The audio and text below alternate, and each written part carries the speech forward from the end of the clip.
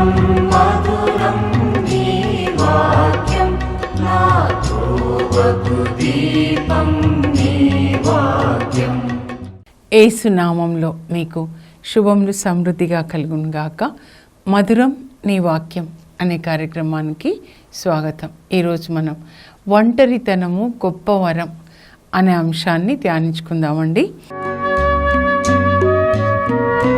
మధురం మధురం నీ వాక్యం నా త్రోవకు దీపం నీ వాక్యం. ఇల్లు కుటుంబం అంటే అందరూ కలిసి ప్రేమగా జీవించడం, ఆ దేవుని ప్రేమని ఒకరితో ఒకరు పంచుకోవడం అన్నమాట. అది కుటుంబం, కలిసి ఉండడం. యేసుప్రభు నూతన ఆజ్ఞ ఇస్తాను అని నూతన ఆజ్ఞని ఇస్తారు. యోహాను 13:34 నేను మీకు ఒక నూతన ఆజ్ఞ ఇస్తున్నాను, నేను మిమ్మల్ని ప్రేమించినట్లు మీరు ఒకరినొకరు ప్రేమించుకొనండి. మీరు పరస్పరము ప్రేమ కలిగి ఉన్నచో నా శిష్యులు అని లోకం తెలుసుకుంటుంది. క్రైస్తవులకి ఒకటండి గుర్తు ఏంటంటే ప్రేమ కలిగి జీవించడం అన్నమాట. మన కుటుంబాల్లో భార్యాభర్తలు, తల్లిదండ్రులు, పిల్లలు, అత్తాకోడళ్ళు అందరూ ఒకరికొకరు సేవ చేసుకుంటూ ప్రేమ కలిగి జీవిస్తే అదే సువార్త అండి. మన ఇల్లు కొండ మీద కట్టబడిన ఇల్లులాగా ఇతరులకి వెలుగునిస్తుంది. మనం కూడా వీళ్ళలాగా ప్రేమగా ఉండాలి అని. కానీ ఆ రిలేషన్స్ లేకుండా అయిపోతుంది నాగరికత. ఏం నాగరికత? ఇది దేవుని రాజ్యంలో ఉండేది కాదండి. సాతాను పుత్రుడు అంత్యక్రీస్తు యొక్క ప్రభావం అన్నమాట. 2 తిమోతి 3 పౌలు రాస్తాడు. అక్కడ దాదాపు 18 లక్షణాలు క్రీస్తు విరోధి, యాంటీ క్రైస్ట్ అంటే క్రీస్తుకి వ్యతిరేకమైన లక్షణాలు అన్నమాట. దేవుని పుత్రుడు ఎంత ప్రేమ కలిగిన వాళ్ళు యేసు ప్రభు, సాతాను పుత్రుడు అంత ద్వేషం అన్నమాట. మన హృదయంలో నుంచి ప్రేమను తీసేయడమే అతని యొక్క ముఖ్య మిషన్ అన్నమాట. ముఖ్యమైనది ప్రేమను తీసేసి స్వార్థము, ధనాశ, తిరుగుబాటుతనము, ప్లెజర్సు, విందులు, వినోదాలు అలా జీవించడం అన్నమాట. దేవుణ్ణి మన హృదయంలోంచి తీసేయడం అంటే ప్రేమను తీసేయడం. ఆ జ్ఞానాన్ని మనం కలిగి ఉండి ప్రతిరోజు బైబిల్ చదువుతూ ఉంటే బైబిల్లో ప్రతి పేజీలో యేసుప్రభు కనబడతారు. ఆయన యొక్క స్వభావం మనలోనికి పోయబడుతుందండి. చెట్టు నుండి కొమ్మలోనికి ఎలా జీవం ప్రవహిస్తుందో యేసుప్రభు ద్రాక్షవల్లి మనం రెమ్మలుగా ఆయనతో అంటు కట్టబడినప్పుడు ఆయన యొక్క ప్రేమ, కరుణ, క్షమ, నీతి ఇవన్నీ మనలో పోయబడతాయన్నమాట. అందువలన క్రిస్టియానిటీ అంటే it's a relation with Christ. ఇది మతం కాదండి, యేసుక్రీస్తుతో వ్యక్తిగత సంబంధం. నేను నా భర్తతో ఎట్లా ఉంటానో అలాగే యేసు ప్రభు నా ఆత్మకి భర్త, నాకు దేవుడు, నాకు తండ్రి అన్నమాట. ఆయనతో అంటు కట్టడం అన్నమాట. రోమా 8:29 ఎందుకు దేవుడు మనల్ని ఈ లోకం నుంచి వేరుపరిచారు, మనంతా కూడా యేసు ప్రభుని పోలి జీవించాలి అని తన కుమారుని లోకానికి పంపించాడు. అందుకే యేసు ప్రభు తన మొదటి మాట ఏంటంటే మత్తయి సువార్త 4వ అధ్యాయంలో ఆయన శిష్యులను పిలిచేటప్పుడు 4:17 మీరు నన్ను అనుసరించండి. అప్పుడు శిష్యులు యేసు ప్రభుని అనుసరిస్తారు. అంటే ఆయన జీవిత విధానాన్ని పోలి మనం జీవించాలి, క్రీస్తుని పోలి జీవించాలి. అందువల్ల మనల్ని వేరుపరిచాడు. ఈ పాపపు లోకంలో, చీకటి, అవినీతి, స్వార్థం ఉన్న లోకంలో మనల్ని వేరుపరిచారు. యోబు గురించి మనం తెలుసుకున్నాం కదా. ఆయన తన కన్నులతో నియమం చేసుకుంటాడు, పరాయి స్త్రీని కామదృష్టితో చూడకూడదని. దేవుని బిడ్డలు, దేవుడు పరిశుద్ధుడైనట్లే మనం కూడా పరిశుద్ధులుగా ఉండాలి. అంటే యేసు ప్రభులాగా జీవించడం అన్నమాట. దేవుడు మనకి కన్నులు ఇచ్చింది, ఆయన సృష్టించిన అందమైన సృష్టిని చూడాలి, ఆ దేవుణ్ణి చూడాలి. బైబిల్ గ్రంథంలో పొరుగు వాళ్ళలో కూడా దేవుణ్ణి చూడాలి. ముఖ్యంగా పేదల్లో చూసి వాళ్ళకి సహాయం చేయాలి. నీలాగా నీ పొరుగు వాళ్ళని నువ్వు ప్రేమించాలి. నేను ప్రేమించుకున్నట్లుగా నా పొరుగు వాళ్ళని ప్రేమించాలి. ఆ పొరుగు వాళ్ళ ఇంట్లోనే ముందు కదండి. అంటే దేవుణ్ణి ప్రేమించిన వాళ్ళు పొరుగు వాళ్ళని ప్రేమించాలి అంటే దేవునితో కనెక్ట్ అవుతే, అప్పుడు ఒకవైపు దేవునితో కనెక్ట్ అవుతే ఇంకొక వైపు మనుషులతో కనెక్ట్ కావాలన్నమాట. ఒక పైప్ ఉందనుకోండి, మన ఇంట్లో కూడా పైపు మరి ట్యాంక్కి మెయిన్ కనెక్ట్ చేస్తారు కదండి పైప్స్, అక్కడి నుంచి మన ఇంటిలోనికి ప్రవహిస్తాయి అన్నమాట, ఇంకొక వైపు మన దగ్గరికి. అట్లానే నేను దేవునితో కనెక్ట్ అవుతే దేవుని ప్రేమను నేను పొందుతూ నా చుట్టూ ఉన్న వాళ్ళకి ఆ ప్రేమను అందించాలన్నమాట. అది when you connect yourself with God from one side, the other side you should connect yourself with the people, and what you receive that you have to give to the people. Meet Jesus in secret place and meet the people in public place అన్నమాట. మన దేవుని నుంచి ఏది పొందుతామో, mother Teresa sisters వాళ్ళ జీవితాన్ని చూస్తే మనకి స్పష్టంగా అర్థమవుతుందండి, క్లియర్గా అర్థమవుతుంది. వాళ్ళు దేవుని నుంచి పొందుతారు ప్రేమ, ఆ ప్రేమ చుట్టూ ఉన్న వాళ్ళకి ఇస్తారు. ఇదే సువార్త బోధన అని చెప్తారనమాట. ఈరోజు ఒంటరితనం కూడా, మీరు ఒంటరిగా ఉన్నారా అంటే మీరు దేవునితో టైం గడపాలి, దేవుడు మీతో మాట్లాడాలనుకుంటున్నారు, మిమ్మల్ని అనేకులకు ఆశీర్వాదకరంగా మార్చాలి అని అనుకుంటున్నారు. ముందుగా మన అబ్రహాంని చూద్దామండి. అబ్రహాంని దాటకుండా ఇంకొకరి గురించి నేను చెప్పలేను, ఎందుకంటే దేవుడు పిలిచిన మొదటి మిషనరీ స్వార్థికుడు అబ్రహాం అన్నమాట. ఆదికాండం 12లో క్రీస్తుపూర్వం 2000 అప్పుడు దేవుడు ఆయనను పిలుస్తారు. మెసపటోమియాలో ఊరు అనే పట్టణంలో ఆయన నివసిస్తున్నప్పుడు అన్నమాట. పిలిచి ఏమంటారంటే, అన్నిటినీ నువ్వు విడిచిపెట్టు, మీ పుట్టిల్లు, మీ చుట్టాలు అన్నిటినీ కూడా నువ్వు విడిచిపెట్టి నేను చూపించిన దేశానికి వస్తే నిన్ను ఆశీర్వదించి నిన్ను ఆశీర్వాదకరంగా మారుస్తాను. ఈ రెండు, ముందు నేను నిన్ను ఆశీర్వదిస్తాను, నీ ద్వారా భూలోకంలో ఉన్న అందరిని ఆశీర్వదిస్తాను. ఇది ప్రతి ఒక్కరికండి. దేవుడు మనల్ని ఆశీర్వదించి మన ద్వారా ఆయన అందరినీ ఆశీర్వదిస్తారు. అంటే మనం ఒక గాడ్స్ ఛానల్ అన్నమాట. దేవుని యొక్క ఆశీర్వాదాలు మన ద్వారా అందరికీ వెళ్ళాలి అని చెప్పి, అప్పుడు దేవుడు చెప్పినట్లుగానే ఆయన నువ్వు వచ్చేసే విడిచిపెట్టు అంటే విడిచిపెట్టి దేవుడు చూపించినట్లుగా 1250 కిలోమీటర్స్ అండి కానా దేశానికి దేవుడు ఆయన నడిపించుకొని వస్తారు. ఇక్కడ నేను చెప్పగానే వచ్చావు కాబట్టి ఈ దేశాన్ని నేను నీ సంతతికి వారసత్వ భూమిగా ఇస్తాను. అప్పటికి అబ్రహాంకి పిల్లలు లేరండి, 75 సంవత్సరాల వయసు. సారా కూడా అతనితో బయలుదేరుతుంది. మరి భర్త ఎక్కడ ఉంటే భార్య అంతే కదండి. అలాగే మరి తన తమ్ముడు కొడుకు లోతును కూడా తీసుకొని వస్తాడు.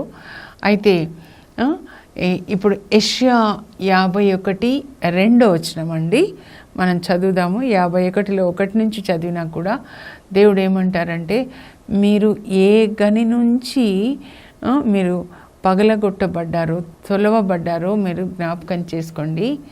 నేను అబ్రహాంని పిలిచినప్పుడు అతడు ఒంటరివాడు. ఒంటరి వాళ్ళని దేవుడు పిలుస్తారు, దేవుడు మాట్లాడతారు, ఒంటరివాడు. కానీ నేను అతన్ని ఆశీర్వదించి అతన్ని గొప్ప దేశంగా చేశాను. ఇప్పుడు ఇజ్రాయెల్ దేశం అంటే అందరూ యూదులందరూ ఇజ్రాయెల్ ప్రజలు ఒక్క అబ్రహాం నుంచి వచ్చిన వాళ్ళే. పాత నిబంధన చరిత్ర అంతా ఆదికాండం 12 నుంచి మలాకి వరకు ఒక్క అబ్రహాం పిల్లలే వాళ్ళంతా కూడా. ఒక్క ఒంటి గాడిని నేను ఒక పెద్ద దేశంగా చేశాను. ఎందుకు? ఆయనని అనేకులకు ఆశీర్వాదకరంగా మార్చాలి. ఒంటరిగా ఉన్నప్పుడు దేవుడు ఆయనతో మాట్లాడతారనమాట. మీరు ఒంటరిగా ఉన్నారంటే దేవుడు మీతో మాట్లాడబోతున్నారు, దేవుడు మీ ద్వారా గొప్ప కార్యాలు చేయబోతున్నారనమాట. అది ఒక గొప్ప వరం. ఒంటరిగా ఉన్నప్పుడే దేవుడు మరి మోషేని పిలుస్తాడు.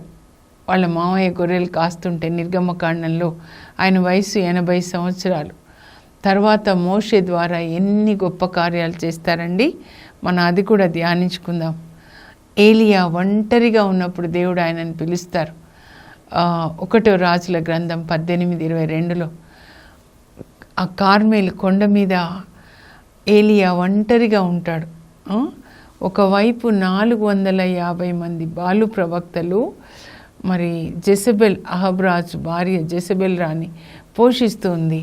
ఒకవైపు ఏలియా ఒంటరివాడు, ఒక్కడే, నేను ఒక్కడనే ఉన్నాను ప్రభా.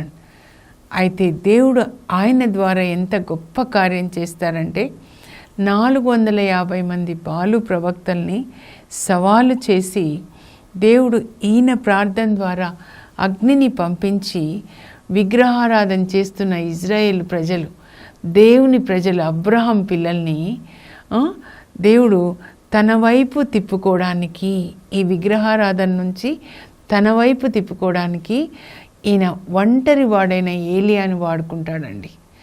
ఇజ్రాయేల్ ప్రజల్ని ఐగుప్తు బానిసత్వం నుండి విడిపించి కానా దేశానికి నడిపించడానికి దేవుడు ఒక్క మోషేని వాడుకుంటాడు. 1 మోజెస్, 1 ఏబ్రహాం, 1 ఎలైజా, 1 డేవిడ్. ఒక్క దావీదు ద్వారా గోలియాతును చంపి ఇజ్రాయేల్ ప్రజల్ని ఆయన మరి వాళ్ళకి జయమిస్తాడనమాట. 102వ కీర్తనలో 7వ వచనంలో దావీదు అంటాడు, నాకు నిద్ర రావట్లేదయ్యా, నేను ఇంటి కప్పు మీద ఒంటరి పిచ్చుకెట్లా ఉంటుందో అట్లా ఉన్నాను.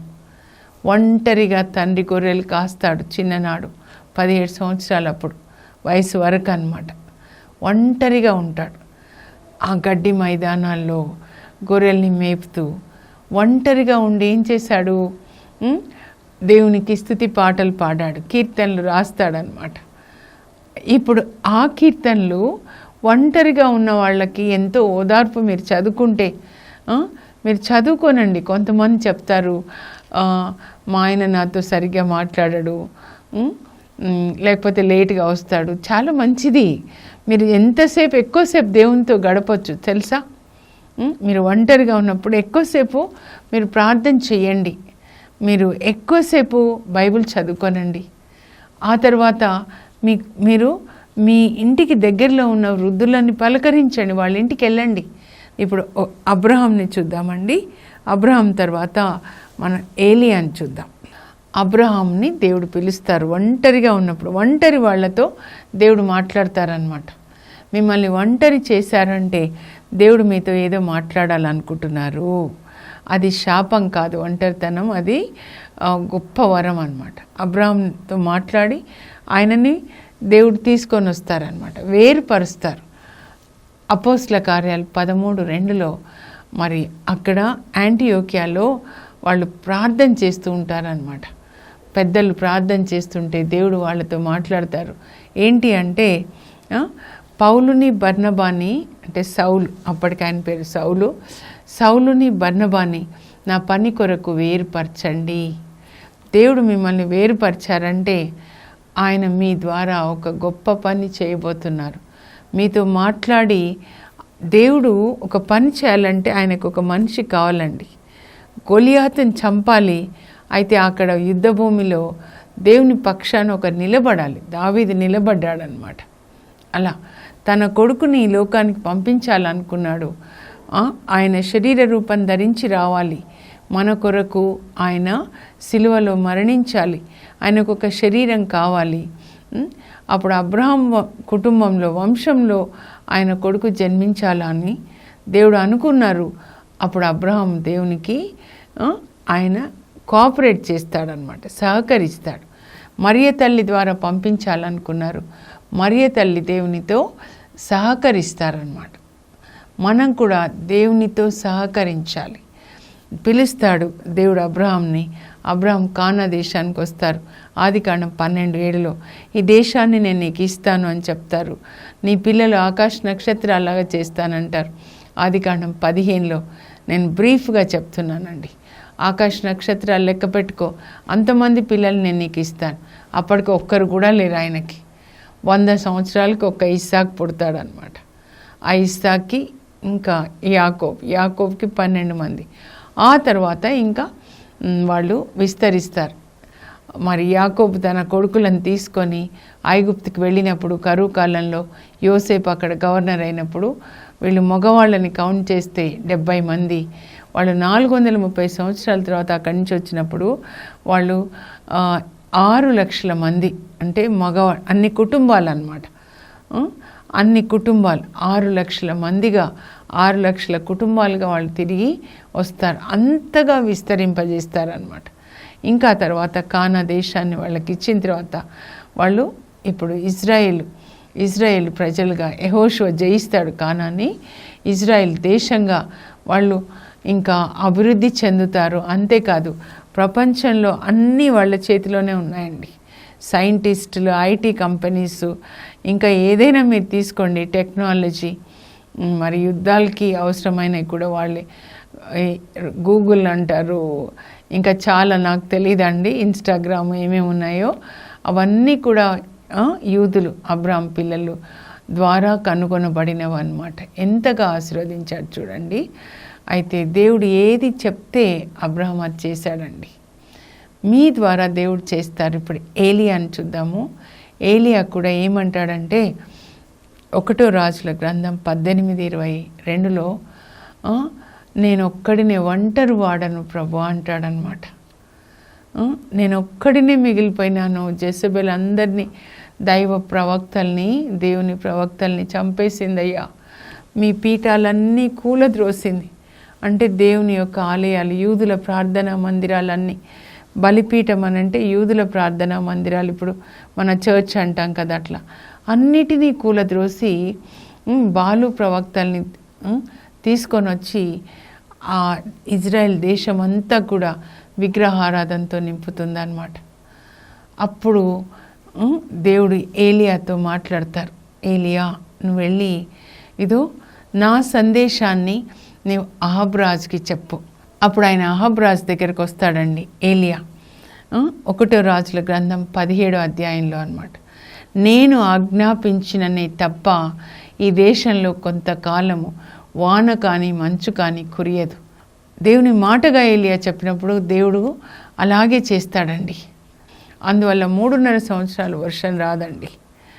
ఇంకా ఆ తర్వాత చూడండి, కార్మేలు కొండ మీద అహాబ్ రాజుకి చెప్తాడు, ప్రజల్ని అక్కడ హాజరుపరచండి. మరి ఇంకా బాలు ప్రవక్తలు ఉన్నారా, జెజబెల్ రాణి పోషిస్తున్న బాలు ప్రవక్తలు 450 మందిని కూడా అక్కడ పోగు చేయండి, నేను కూడా అక్కడికి వస్తాను. ఎందుకంటే అహాబ్ రాజు అంటాడు, నీ పీడ పట్టింది, నువ్వు ఆ రోజు అన్న ఒక వాన కానీ మంచు కానీ కురియదని, అందువల్ల 3.5 సంవత్సరాలు వర్షం లేదు, నీ పీడ పట్టింది ఇజ్రాయెల్ కంటే. అప్పుడు ఏలియా ప్రవక్త అంటాడు, నా పీడ కాదు, మీ పీడ పట్టింది మహారాజా. ఎవరి పీడ పట్టిందో రేపు నేను మీకు నిరూపిస్తాను. అప్పుడు కార్మేల్ కొండ మీద రాజు వస్తాడు, అహాబ్ రాజు, ప్రజలు వస్తారు, ఇంకా ఇజ్రాయెల్ ప్రజలు.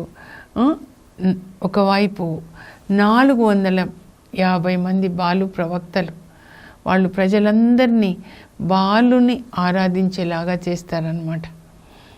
ఇంకా దేవుని కొరకు ఒక్కడే నిలబడ్డాడండి ఏలియా. దేవుని శక్తితో నింపబడతాడు, దేవుని సన్నిధిలో ఉంటాడు. అప్పుడు ఆయన మాట్లాడతాడనమాట, ఇదిగో ఇక్కడే 450 మంది బాలు ప్రవక్తలు ఉన్నారు ఒకవైపు, ఇటువైపు నేను ఒంటరివాడు కాదు, దేవుడు ఆయనతో ఉన్నాడు. If God is for us who can be against us, with God we are majority. ఒక్క ఏలియా దేవుడు, ఒక్క దావీదు దేవుడు, ఒక్క అబ్రహాము దేవుడు, ఒక్క మోషే దేవుడు, అంతే. We are majority with God. వీళ్ళందరూ ఏం చేయలేకపోతారు. అప్పుడు ఆయన ప్రార్థన చేస్తాడండి దేవునికి. ఇంకా వాళ్ళతో కూడా మాట్లాడతాడు, మీరు ఎంతకాలం ఇద్దరు దేవుళ్ళని ఆరాధిస్తారు? యావే దేవుడైతే ఆయనను ఆరాధించండి, బాలు దేవుడైతే ఆయనను ఆరాధించండి అని వీళ్ళతో 450 మంది బాలు ప్రవక్తలతో అంటాడు, పూజారులతో, మీరు ఇదిగో దేవునికి బలిని అర్పించి, ఒక ఎద్దు ముక్కలుగా కోసి బలిని అర్పించి అగ్నిని ముట్టించకుండా మీ దేవుడిని అడిగి అగ్నిని పంపించండి. మీ దేవుడు అగ్నిని పంపిస్తే ఆయననే దేవుడు. నేను కూడా అలాగే బలిపీఠం మీద ఎద్దుని దేవునికి బలిగా ఇచ్చి అగ్నిని పంపించమంటాను. ఎవరు అగ్నిని పంపిస్తారో వాళ్ళే నిజమైన దేవుడు. సరేనా అంటే వాళ్ళు సరే అంటారు. వాళ్ళు మరి ఆ ఎద్దుని కోసి బలిపీఠం మీద ముక్కలుగా కోసిపెట్టి అగ్నిని పంపించమని అడుగుతారు. ఎంతసేపు ప్రార్థించినా కూడా అక్కడ అగ్ని పంపబడదు. ఆ మంత్ర శక్తులని దేవుని యొక్క శక్తిని బంధిస్తాడనమాట. అలాంటి ఏలియా ప్రవక్తల కొరకు దేవుడు చూస్తున్నాడండి. ఇప్పుడు ఆయన లేపుతాడు అలాంటి ప్రవక్తలను అనమాట. అప్పుడు ఏలియా ప్రార్థిస్తాడు. 2 మాటలు ఉంటాయండి, 2 మాటలు ఉంటాయి. ఆయన చూడండి, అబ్రాహాం, ఇస్సాకు, యాకోబుల దేవా, నీవు ఈ ఇజ్రాయేలు దేవుడని వీళ్ళు తెలుసుకోవాలి, నేను నీ సేవకుడినని వీళ్ళు తెలుసుకోవాలి. Let these people know that you are the God of Israel, not this Baal. You are the God of Israel and I am your servant, and whatever I am doing at your command. నీ ఆజ్ఞ పైన నేను ఇది చేస్తున్నా. ఈ ప్రజలు తెలుసుకోవాలి, వాళ్ళు ఏదైతే ఆరాధిస్తున్నారో అది వాళ్ళ దేవుడు కాదు, నీవు వాళ్ళ దేవుడు అని తెలుసుకోవాలి. అలాగే నేను నీ సేవకుడను, ఇప్పటి వరకు నేను చేసింది నువ్వు చెప్పింది చేశాను, కానీ నా అంతటా నేను వెళ్ళి అహబ్రాస్తో చెప్పలా. నేను ఆజ్ఞాపించననే తప్ప వాన కానీ మంచు కానీ కురియదు. ఆయన ఆజ్ఞాపిస్తే అవుతుందండి. దేవుని మాటను ఆయన పలికాడనమాట. వీళ్ళు తెలుసుకోవడానికి నువ్వు అగ్నిని పంపించు ప్రభా అని ప్రార్థన చేస్తాడండి. అప్పుడు పరలోకం తెరవబడుతుంది. కార్మెల్ కొండ మీద రాజు చూస్తున్నాడు, అహబ్ రాజు. ఇజ్రాయెల్ ప్రజలు 450 మంది బాలు ప్రవక్తలు చూస్తున్నారు. పరలోకం నుంచి అగ్ని దిగొచ్చి ఆ బలిపీఠాన్ని కింద కందకంలో నీళ్లు పోపిస్తాడు. ఆ నీళ్లు కూడా నీళ్ళని కూడా అగ్ని దహించి వేస్తుంది. నీళ్ళు కూడా మండుతున్నాయండి. దేవుని యొక్క శక్తిని వాళ్ళ ముందు చూపిస్తాడనమాట. అలా మీ ద్వారా దేవుని శక్తిని లోకానికి చూపించి ఈ ప్రజలు, పాపంలో ఉన్న ప్రజల్ని దేవుని వైపు తిప్పడానికి దేవుడు మిమ్మల్ని ఒంటరిని చేశాడు. కనుక ధైర్యంగా ఉండండి. మీరు అసలు సంతోషపడాలి. ఎందుకంటే దేవుడు మిమ్మల్ని ఎన్నుకున్నారు మీ ద్వారా ఒక గొప్ప పని చేయాలి అని. అప్పుడు ఎప్పుడైతే అగ్ని రావడం చూస్తారో ఇజ్రాయెల్ ప్రజలు, యావే దేవుడు, యావే ఒక్కడే దేవుడు అని వాళ్ళు ఇంకా ఆ పాపాన్ని, విగ్రహారాధన విడిచిపెట్టి యావే దేవుణ్ణి ఆరాధిస్తారండి. అది మీరు అలా ప్రజల్ని దేవుని వైపు తిప్పాలి. దేవుని సన్నిధిలో గడపడం వల్ల ఆయన మాటకి అంత శక్తి ఉంటుందండి. గాబ్రియెల్ దూత కూడా అదే అంటాడు.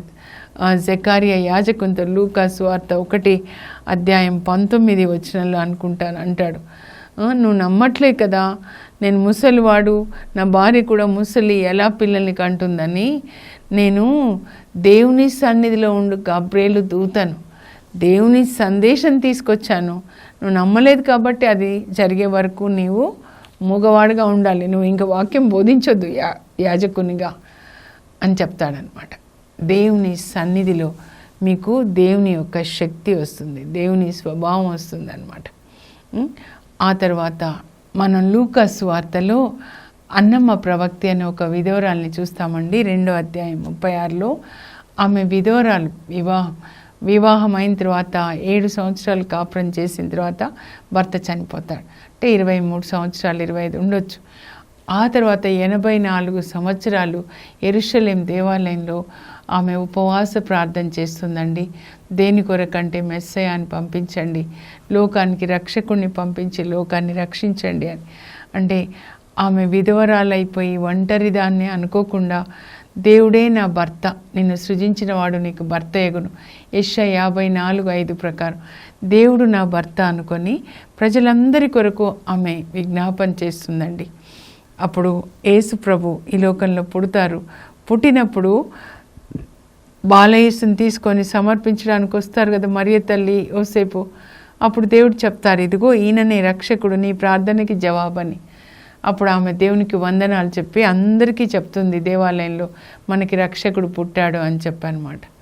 అలా విజ్ఞాపన చేయొచ్చండి. మీరు అపోస్తుల కార్యాలు 12లో మార్కు వాళ్ళ తల్లి మరియమ్మ, వాళ్ళ మమ్మీ పేతుర్ని చెరసాల్లో పెడితే ఇంకా యెరూషలేం సంఘాన్నంతా పిలిచి వాళ్ళ ఇంట్లో రాత్రిలో ప్రార్థన చేస్తున్నారనమాట. అపోస్తులందరూ ఆమె ఇంట్లోనే ఉంటారు. అపోస్తులందరికీ తల్లిగా ఉంటుందన్నమాట. అందరూ విజ్ఞాపన చేస్తారు. వాళ్ళ ప్రార్థనని బట్టి దేవుడు పేతురుని చెరసాల నుంచి విడిపిస్తారు. ఇంకా అపోస్తుల కార్యాలు 9:36లో దోర్కా తబిత అనే విశ్వాసిని, ఆమె కాలమంతా కూడా పేదలకి సహాయం చేయటంలో, సత్కార్యం చేయటంలో గడుపుతుంది. ఆమె చనిపోయినప్పుడు మరి పేతురు ప్రార్థించి మళ్ళా దేవుడు ఆమెకు జీవాన్ని ఇస్తారనమాట. కనుక ఇలా తబితలాగా, లేకపోతే యెరూషలేము మరియమ్మలాగా, లేకపోతే అన్నమ్మ ప్రవక్తిలాగా, అలాగే ఏలియా అబ్రహాం లాగా దేవుని కొరకు మీరు వేరుపరచబడి గొప్ప కార్యాలు చేయండి. ప్రార్థన చేసుకుందాం. పరలోకపు మా తండ్రి, మీ పరిశుద్ధ నామమునకు స్తోత్రం కలుగునుగాక. ప్రభా, మీరు మమ్మల్ని వేరుపరిచి అనేకులకు ఆశీర్వాదకరంగా మారుస్తున్నారు.